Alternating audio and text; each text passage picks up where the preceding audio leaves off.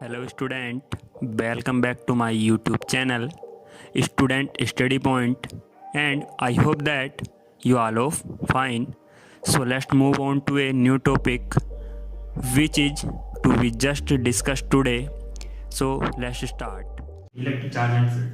तो उसमें जो हम अभी तक बात कर रहे थे तो हमने इलेक्ट्रिक डायपोल के बारे में काफ़ी कुछ पढ़ा था। उसमें हमने जैसे इलेक्ट्रिक डायपोल क्या है, डायरेक्शन उसकी, ठीक है, और उसका फिजिकल सिग्निफिकेंस पढ़ चुके हैं। उसके जरिए इंटेंसिटी पढ़ चुके हैं कि इंटेंसिटी क्या क्या होती है, सॉरी कि डायपोल के अकॉर्डिंग इंटेंसिटी जो एक्सियल और नॉन एक्सियल पॉइंट है, इक्विटोरियल पॉइंट जो होता है वहाँ कैसे निकाली जाती है वो पढ़ चुके हैं। और लास्ट वीडियो में पढ़ा था कि इलेक्ट्रिक डायपोल यदि यूनिफॉर्म इलेक्ट्रिक फील्ड में रखा हो तो उस टाइम वो किस तरह से बिहेवियर, जो उसका बिहेवियर होगा वो कैसा होगा, ठीक है। तो इन सब चीजों के बारे में हम पढ़े हैं, ठीक है।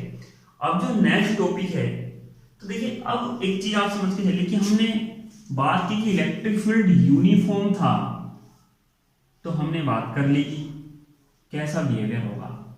अब बात करें कि इलेक्ट्रिक फील्ड अगर नॉन यूनिफॉर्म है, यानी एक समान नहीं है, परिवर्ती विद्युत क्षेत्र है, तब इसका बिहेवियर कैसे होगा।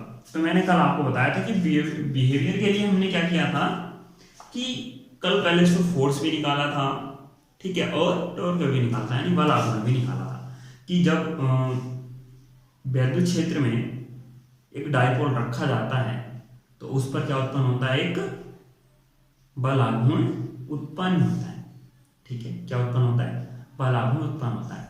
और उसकी मैक्सिमा और मिनिमा कंडीशन मैं आपको बता चुका था कि मैक्सिमा कब होती है और मिनिमा कब होती है, ठीक है।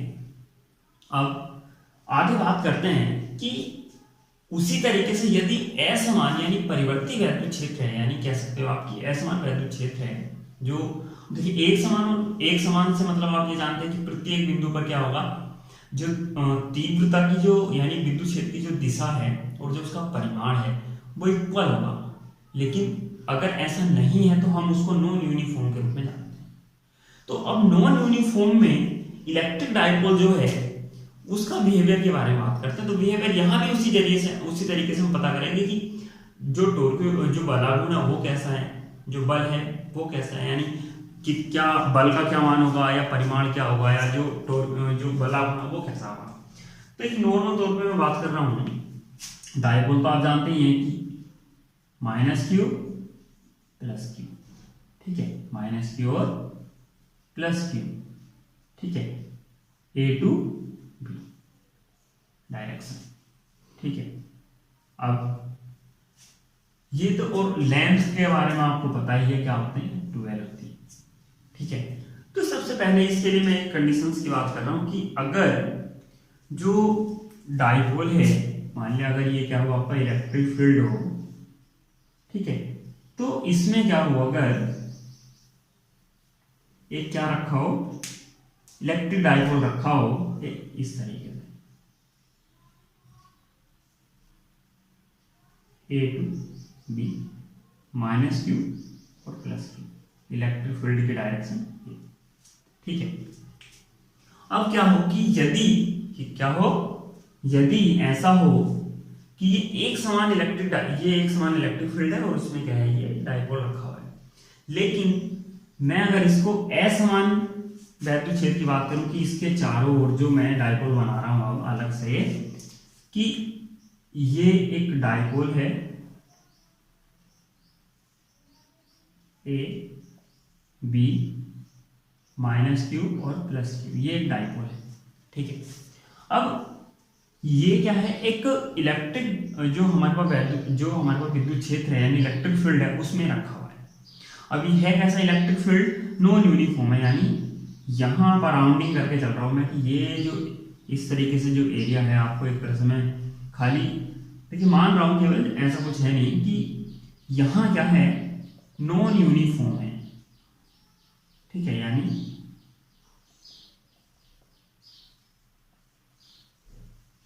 नॉन यूनिफॉर्म इलेक्ट्रिक फील्ड है। अब इसकी तो डायरेक्शन आप जानते ही हैं, minus Q two plus Q होती है, ठीक है। अब ये अगर वैद्युत क्षेत्र की इसकी फर्स्ट कंडीशन अप्लाई कर रहा हूं मैं, यदि ये क्या हो, समांतर हो। समांतर का मतलब यदि विद्युत क्षेत्र जब ये विद्युत क्षेत्र में हो तो ई और जो इसका इलेक्ट्रिक डाइपोल मोमेंट है ये एक ही दिशा में यानी समांतर हो, उस टाइम क्या होगा, उस टाइम क्या होगा। तो हम उस टाइम की बात करके चल रहे हैं। तो उस टाइम क्या होगा, अब आप इस चीज को देखिए कि माइनस क्यू, अब देखिए ये जो पॉजिटिव क्यू है, ठीक है, तो अब यहां एक चीज और है कि यहां मैं एक ऐसी चीज मान के चल रहा हूं कि जो यहां दुर्बल वैद्युत क्षेत्र है इस साइड और यहां है प्रबल वैद्युत क्षेत्र, ठीक है। तो दोनों साइड मैंने अलग अलग कर ली कि यहां दुर्बल है यहां प्रबल है। अब जो देखिए एक सिंपल से, अभी देखिए इसकी बात छोड़ दो, मैं यहां आता हूं कि मैंने कल एक सूत्र लिखा था टो बराबर पीई साइन थीटा, ठीक है। अब अगर मैं समांतर है तो थीटा का मतलब कितना होगा, 0 डिग्री हुआ। अब 0 डिग्री यानी साइन 0 की वैल्यू 0, तो इसका मतलब टो इक्वल टू 0। ये केवल इस कंडीशन के आधार पर आप कह सकते हैं कि बल आघूर्ण, लगने वाला बल आघूर्ण क्या होगा, 0 होगा। इस कंडीशन में कि यहां जब ये कंडीशन लगी हुई है, ठीक है। इसी की अगर मैं केवल अभी बल आघूर्ण की मैं बात करूं तो सेकंड कंडीशन की अगर मैं बात करूं बल आघूर्ण की, तो मैं उस टाइम बात कर रहा हूं कि विपरीत दिशाएं हों, ठीक है, विपरीत दिशाएं हों यानी इलेक्ट्रिक फील्ड की और डाइपोल मोमेंट की, यानी जो दिशाएं हैं वो विपरीत हैं। अगर एक ये है तो एक ये है, इस तरीके से, ठीक है। उस टाइम या आप ऐसे कर सकते हैं, इसको यहां नीचे से दिखा सकते हैं ऐसे। तो इस तरह की कंडीशन में अब देखिए कितने डिग्री का एंगल होगा, 180। तो theta equal to 180 then tau equal to also is 0, यानी तो टो क्या होगा उस टाइम, अब उस टाइम में क्या होगा, 0। यानी आप अगर ऐसी कंडीशन की बात करते हैं कि जो हमारे पास डाइपोल अगर है तो जब हम बल आघूर्ण की बात करते थे, किसमें, जब बल आघूर्ण की बात कर रहे थे कि किसी डाइपोल पर जब बल आघूर्ण लगता है तो उसकी प्रवृत्ति क्या होती है, विद्युत क्षेत्र की दिशा में घुमाने की होती है, यानी संरेखण करने की होती है। अब जो बल आघूर्ण है यहाँ, ठीक है, तो बल आघूर्ण की वैल्यू दो कंडीशन में यानी समांतर और विपरीत स्थिति में होने पर कितनी हो जाती है, 0। ये चीज यहां से क्लियर हो जाती है। लेकिन अब इन दोनों कंडीशन में हमने जब कल बात की थी तो फोर्स भी क्या था, फोर्स निकल के आ रहा था 0। आपको ध्यान हो, क्या आज भी फोर्स 0 आएगा, क्या जैसे एक समान वैद्युत क्षेत्र में फोर्स का मान 0 आया था, क्या फोर्स का 0 मान आएगा। देखिए उसी के बारे में बात करते हैं। अब यहाँ एक चीज सोच के चलिए, फॉर्मली फॉर्मूला क्या होता है, नॉर्मली फॉर्मूला होता है QE, ठीक है, यही होता है।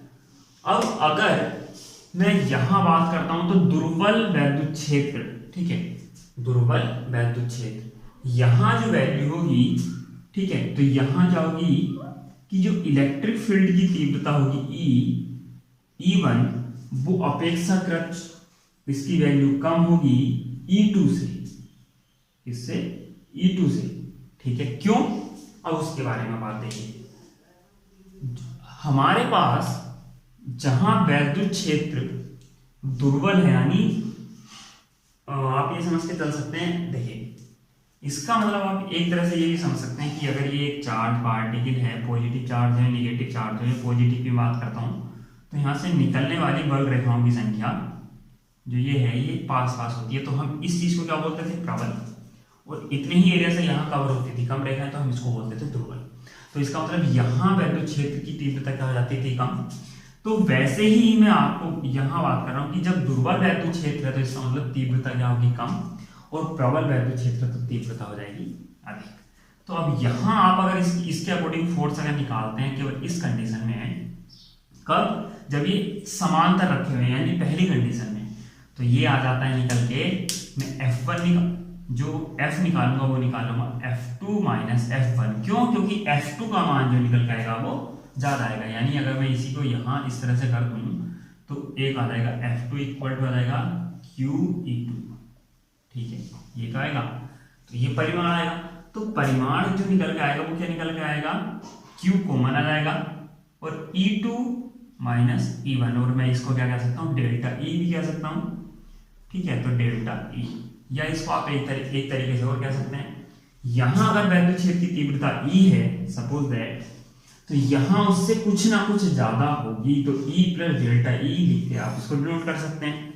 और जब आप इस E प्लस डेल्टा E से, यानी यहां E2 की जगह आप लिख लेते हैं E प्लस, चलिए मैं यहां इस वाले मेथड से थोड़ा कैलकुलेट करके दिखाता हूं कि अगर हमारे पास एक value F equal to QE, ठीक है, F1 की और F2 की हो जाए Q और ब्रैकेट में F2 equal to Q bracket में E प्लस डेल्टा E, तो आप जब F2 माइनस F1 निकालेंगे तो ये आ जाएगा आपका QE plus Q into delta E और माइनस ये QE, कैंसिल तो बचेगा क्या, Q2 डेल्टा E, वो सॉरी Q डेल्टा E। तो ये क्या है, आपका परिणामी फोर्स निकल कर आया डाइपोल पर, ठीक है, यानी इलेक्ट्रिक डाइपोल पर क्या निकल के आया, फोर्स निकल के आया। कब, जब वो समांतर है। और डायरेक्शन क्या होगी, जिधर वैद्युत क्षेत्र की तीव्रता अधिक होगी उसी क्षेत्र में क्या लगेगा, वैद्युत बल भी लगेगा। तो यानी A टू B या दुर्बल से प्रबल की ओर क्या होगी, इसकी दिशा हो जाएगी, ठीक है। अब देखिए क्या होगा कि अब ये तो हुआ कब, जब हम समांतर की बात कर रहे हैं। अब ऐसी किसकी बात कर लीजिए, जब हम किसकी विपरीत स्थिति की बात करते हैं, यानी जो डाइपोल की डायरेक्शन है वो क्या होता है, डाइपोल क्या होता है, विपरीत दिशा में, यानी इलेक्ट्रिक फील्ड की इंटेंसिटी की डायरेक्शन तो यही है, ये हो जाएगा यहाँ Q, सॉरी यहाँ माइनस Q और ये प्लस Q है। अब क्या हो जाएगा, इसका मतलब क्या होगा, अपोजिट हो गया डाइपोल, तो ये भी क्या हो जाएगा B और यहाँ A। तो अब इस प्लस Q वाले पर क्या हो जाएगी, तीव्रता कम हो जाएगी और इस पर क्या हो जाएगी, ज्यादा, ठीक है। तो आप अगर अब चार्ज के अकॉर्डिंग, यानी यहाँ आप अगर बात कर रहे हैं जो F1, देखिए यहाँ अगर आप इसको एक तरीके से और भी निकाल सकते हैं, इस तरीके से कि माइनस जो Q चार्ज के कारण और प्लस Q चार्ज के कारण कट जाएगा, और एक यहाँ उसके आप भी इस तरीके से निकाल सकते हैं कि अब जब आप इसको निकालेंगे तो यहाँ ये वाला जो चिन्ह आएगा ये क्या आएगा, नेगेटिव के साथ। तो अब क्या बचेगा, जो आपका परिणामी बचेगा वो इस तरीके से आपका परिणामी बचेगा F equal to minus Q delta E, ठीक है। तीव्रता अभी भी वही डिफरेंट होगा कि जो वैल्यू होगी वो क्या होगी, अगर यहाँ E होगी तो यहाँ E माइनस डेल्टा E करके भी आप निकाल सकते हैं, यानी E में से कुछ कम। तो आप अब भी निकाल लें तो अब भी क्या बचेगा, वो वैल्यू उतनी ही बचेगी, ठीक है। तो अब दोनों तरीके से आप समझ सकते हैं कि आप जिस तरीके से चाहें उस तरीके से आप निकाल सकते हैं, या चाहे तो इस वाले मेथड से, ठीक है, और या अब देखिए अब भी अगर आप इस वाले वैल्यू से जो आप F2 माइनस F1 निकालते हैं इस वाली वैल्यू से, तो अगर आप निकालते हैं तो कितना आ जाएगा E। अब इस वाले में से आप इसको घटाएंगे तो QE वाले में से आप घटा रहे हैं किसको, इसको, तो जब आप घटाएंगे तो आ जाएगा F1 इक्वल टू है QE और F2 है QE माइनस डेल्टा E, ठीक। सोल्व करेंगे तो याद आएगा F2 minus F1 equal to QE minus Q delta E और माइनस QE, कैंसिल, और ये क्या आ गया, माइनस QE। और माइनस चिन्ह क्या प्रदर्शित करता है, वैद्युत क्षेत्र की विपरीत दिशा में फोर्स लगा हुआ है, वैद्युत क्षेत्र की विपरीत दिशा में फोर्स लगा हुआ है।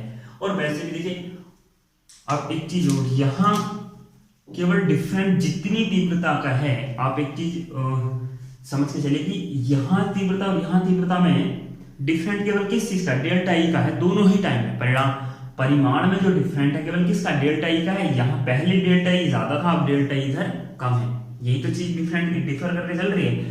तो फोर्स का जो परिमाण आएगा वो तो Q इंटू डेल्टा ई ही आएगा दोनों कंडीशन में। ये वाली जो कंडीशन है, आप ये जो लिख के चल रहे हैं, ये वाली कंडीशन ये है सेकंड वाली, जब हम विपरीत कंडीशन करके चल रहे थे, ठीक है। तो परिमाण तो दोनों के इक्वल ही आएंगे, क्यों, क्योंकि डिफर तो डेल्टा ई ही कर रहा है, लेकिन दिशा परिवर्तित हो जाएगी। क्यों, क्योंकि अब हमारे पास रिजल्टेंट फोर्स में माइनस चिन्ह साथ में आ रहा, पहले पॉजिटिव साइन साथ में था।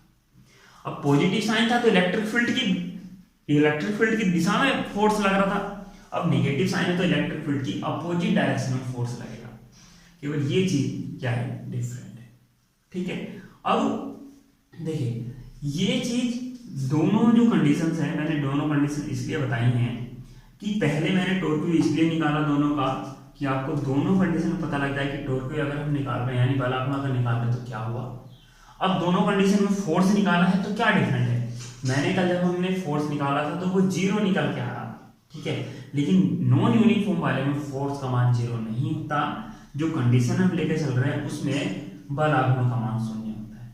ठीक है, दोनों कंडीशन में, और यहाँ बल का मान शून्य नहीं है, बल का कुछ ना कुछ रिजल्टेंट मान प्राप्त होता है और उसकी डायरेक्शन डिपेंड करती है कि वो इलेक्ट्रिक फील्ड की दिशा में है या विपरीत दिशा में। यानी अगर इलेक्ट्रिक फील्ड के समांतर है जो डाइपोल है तो वो तब उस टाइम इलेक्ट्रिक फील्ड की दिशा में ही फोर्स लगेगा, और यदि डाइपोल इलेक्ट्रिक फील्ड से अपोजिट डायरेक्शन में आ गया है तो उस टाइम अपोजिट डायरेक्शन में फोर्स लगेगा, किसकी, इलेक्ट्रिक फील्ड की अपोजिट डायरेक्शन में। ठीक है, तो ये चीज क्या थी कि electric dipole non uniform electric field में बिहेवियर कैसे प्रदर्शित करता है, यही बताता है। और इसके सबसे बड़ा फैक्ट इसका यही है कि यही चीज बताती है कि कोई वस्तु हमारे पास कोई आवेशित वस्तु है तो वो उदासीन वस्तु को अपनी ओर आकर्षित कैसे करती है। ठीक है, और इसी के पीछे का रीजन है कि विद्युत बल, यानी जो दो वस्तु के बीच में अगर दो आवेशित वस्तु हैं उनके बीच में अगर कूलम्ब बल लग रहा है तो उसकी पुष्टि किसके द्वारा की जाती है, आकर्षण के या प्रतिकर्षण के, तो उसका आंसर होता है प्रतिकर्षण के जरिए। क्यों, क्योंकि आकर्षण बल एक आवेशित और एक अनावेशित वस्तु के बीच में भी लगता है। ठीक है, लेकिन प्रतिकर्षण बल दोनों चार्ज पार्टिकल के बीच में ही लग पाता है, इसलिए जो प्रतिकर्षण बल की पुष्टि होती है वो किसके जरिए होती है, जो कूलम्ब बल की पुष्टि होती है यानी विद्युत बल की पुष्टि होती है वो प्रतिकर्षण बल से की जाती है। चलिए एक एग्जांपल और मैं दूं कि यदि इसको यहां से हटाइए, हम बात करने वाले हैं कि कोई आवेशित वस्तु, जो चीज मैं बोल रहा हूं उसको मैं आपको बताऊं कैसे, कि मैंने कोई एक इलेक्ट्रिक यहाँ एक डाइपोल, ये मैंने बोला कि एक कोई अनावेशित कण है, ठीक है, एक अनावेशित कण है, तो इसका जो डाइपोल मोमेंट होगा वो क्या होगा, जीरो होगा। क्यों, क्योंकि इसका पॉजिटिव और निगेटिव जो सेंटर है चार्ज का वो एक ही होगा।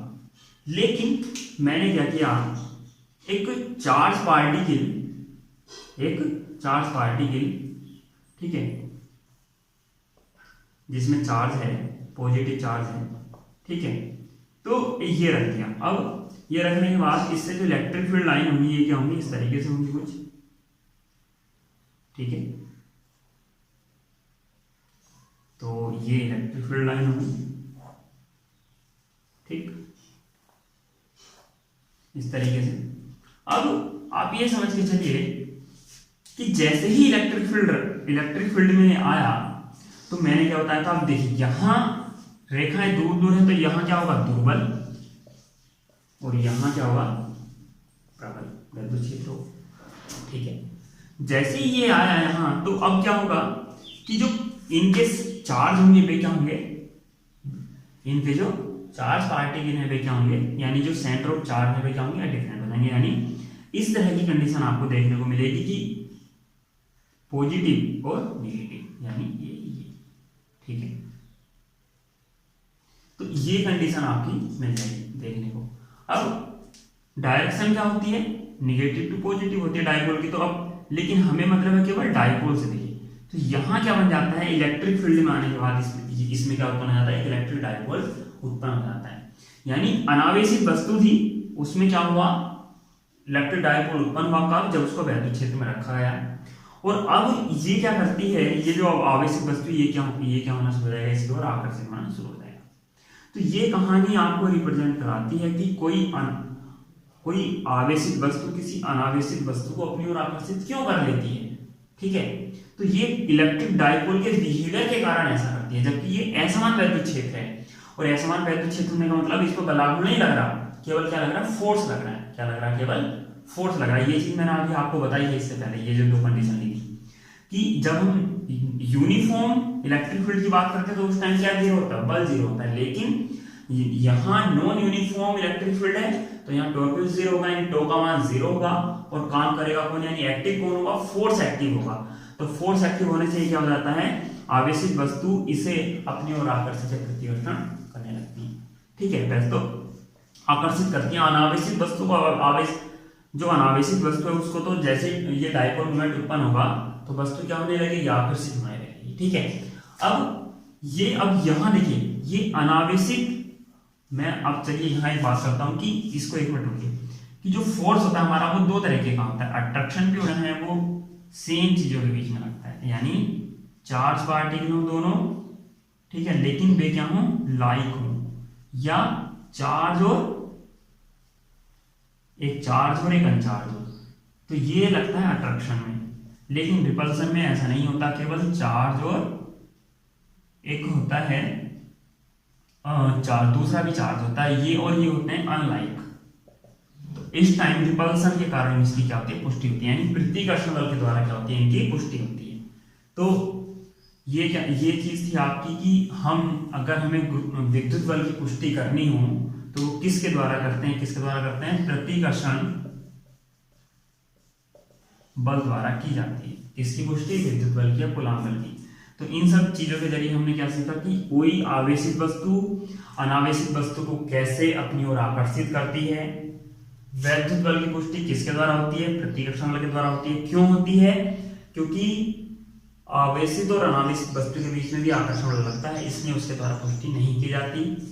और एक चीज हमने सीखी कि इलेक्ट्रिक डाइपोल का बिहेवियर कैसा होता है, नॉन यूनिफॉर्म इलेक्ट्रिक फील्ड। ठीक है, तो आज की वीडियो के लिए इतना ही। थैंक यू फॉर वॉचिंग और लाइक और सब्सक्राइब शेयर करना।